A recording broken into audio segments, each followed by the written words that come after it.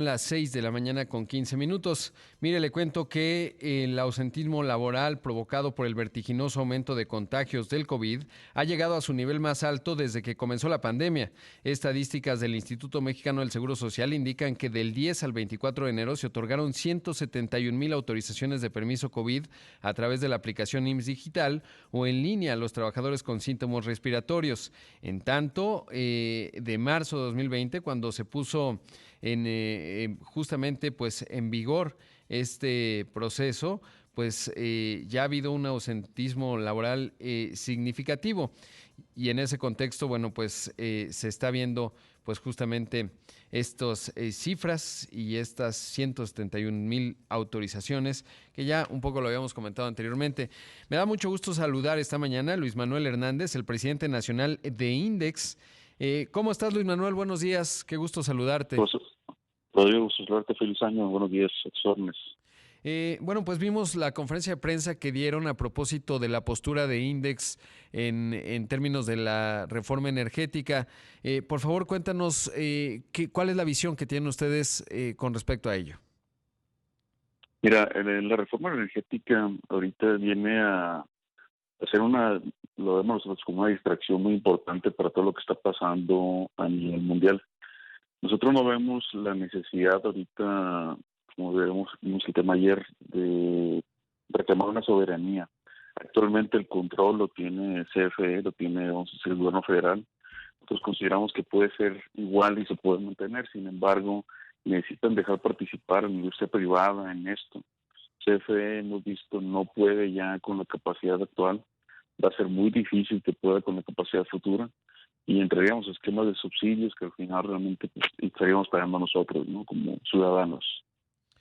Y en ese sentido, Luis Manuel, ustedes hablaban de una cifra que es, bueno, no de una cifra, pero más bien de que se está inhibiendo la inversión porque evidentemente, pues México, lo hemos conversado desde el año pasado, vive un Sí. momento interesante, sobre todo porque hay una reorientación de las cadenas de suministro, el famoso nearshoring, empresas de Asia que están llegando a nuestro país y en ese contexto, ¿tienen visibilizado cuál es el impacto que esto genera en términos de la inversión que no ha llegado, que ha sido inhibida por pues esta discusión que está planteada ahí en el Congreso?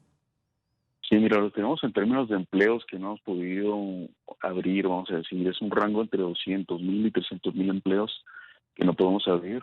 La situación ahorita es de que tienes estados donde llega el inversionista y dice, sabes que sí tengo la nave, pero no tengo la energía, sí, no tengo la conexión que debo de tener. Entonces, ¿qué es lo que va pasando? Ejemplos muy concretos en estados como Chihuahua, California, Querétaro, donde tienes la operación, pudieras emplear a 2,000 personas, estás empleando 200 personas. ¿Por qué? Porque estás generando energía con diésel y de acuerdo a tu programa de emisiones internacional no puedes utilizar más diésel. ¿Por qué? Por la huella de carbono en el país. ¿No? Eso sería entre 200 y 300,000 empleos que no hemos podido dar. ¿Cómo sienten el proceso de Parlamento abierto?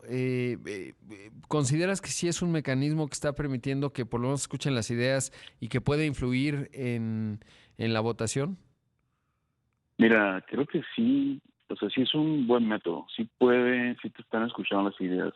El que puede influir en la votación, pues realmente no sabemos. ¿Por qué? Porque ahorita nosotros vemos este Parlamento abierto, poner las ideas, poner los planteamientos en concreto, ¿sí? Las conclusiones no sabemos en base a qué las van a tomar, ¿no? Pero si estamos viendo los parlamentos, vienen mucho en sentido de también el reclamo que tiene el Senado de Estados Unidos a México sobre el mismo tema energético. Ahora, ¿qué te han dicho? Digamos, pues ustedes sí tienen un amplio, obvio, diálogo con muchas empresas corporativas, muchas de ellas en Estados Unidos. Hemos visto los posicionamientos de legisladores, de la propia industria en términos de la preocupación que hay vinculada al TEMEC. En ese frente, ¿qué te han dicho cuál es, digamos, el ambiente que se respira en Index? Mira, es un ambiente de incertidumbre muy alto. Lo que sucede, y lo comentaba ayer, nosotros no podemos estar planeando una empresa en 3 años, no, en 3 meses, perdón, ¿sí?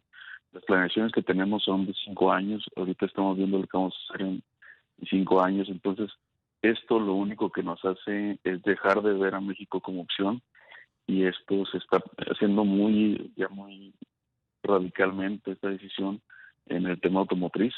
¿Por qué? Porque existe un gran riesgo de que no cumpla el inversionista con el tema de emisiones para poder vender sus carros a nivel mundial.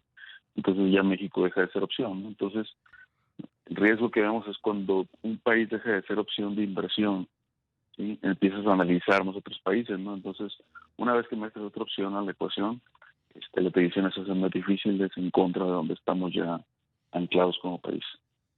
Sí, por supuesto. Ahora, ¿cuál es el camino desde un punto de vista jurídico? ¿Tienen algo trazado o están, digamos, a la expectativa de lo que vaya a ocurrir en el Congreso? ¿Cuál es la visión ahí?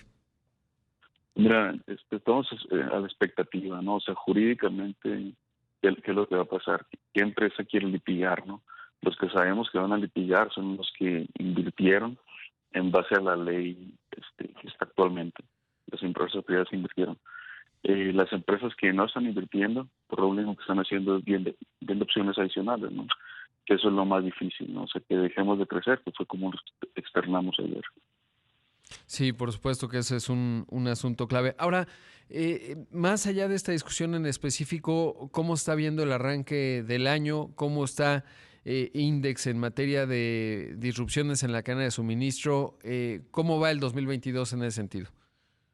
Mira, va muy similar a lo que fue la segunda mitad de 2021, ¿sí? La disrupción en las cadenas productivas, toda la cadena de valor, ha tenido mejoras, ¿sí? Lo que hemos visto, muchas empresas han hecho las compras estratégicas o compras de inventarios muy altas.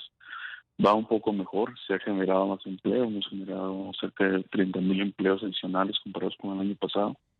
Pero ahorita la parte de la expectativa que tenemos es crecer un 3% como mínimo este año, y tratar de, bueno, orgánicamente desarrollar un poco más la base que tenemos en México.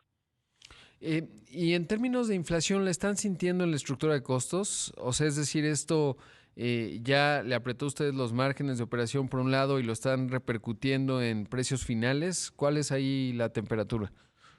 Mira, sí estamos sintiendo ya el impacto inflacionario, el impacto del incremento del salario mínimo, ¿sí? El tema que tenemos, Rodrigo, es el mercado es el que define el precio, ¿no? Y el mercado ahorita no ha aceptado que le estés transfiriendo el costo.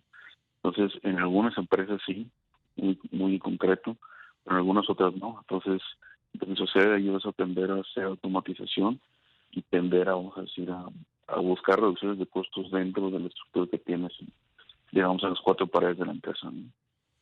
Ahora, lo que he conversado con algunos es que en la zona de la frontera norte sí está llegando inversión, sobre todo vinculado a esto que mencionábamos del nearshore. Geográficamente, ¿cómo se está desplegando la inversión para Index? Mira, geográficamente la frontera es lo que está llegando más inversión. Tú estás comentando los estados de Chihuahua, Monterrey, Tamaulipas, Baja California, Sonora, son los que hemos visto que están recibiendo más visitas. Hay mucho dinamismo. Ahorita lo que tenemos que apoyar a través de Index es a los secretarios de Desarrollo Económico para empezar a externar un poco más la necesidad real que hay ahí y no dejar pasar esta nearshoring, a lightshoring que comentabas, porque eventualmente Estados Unidos va a necesitar un poco más de flujo por el tema inflacionario que van a tener, y los que podemos surtir esa demanda vamos a ser nosotros. Por supuesto. Pues Luis Manuel, te agradezco mucho como siempre la entrevista. Luis Manuel Hernández, presidente nacional de Index. Y bueno, pues seguimos muy pendientes, por supuesto, de la discusión que está dando en materia energética. Particularmente, bueno, pues ustedes ya plantearon justamente las preocupaciones al respecto. Muchísimas gracias. Gracias, Rodrigo. Buen día, saludos. Buen día. Pues ahí escuchamos al presidente nacional de Index a propósito de esta discusión de la reforma energética.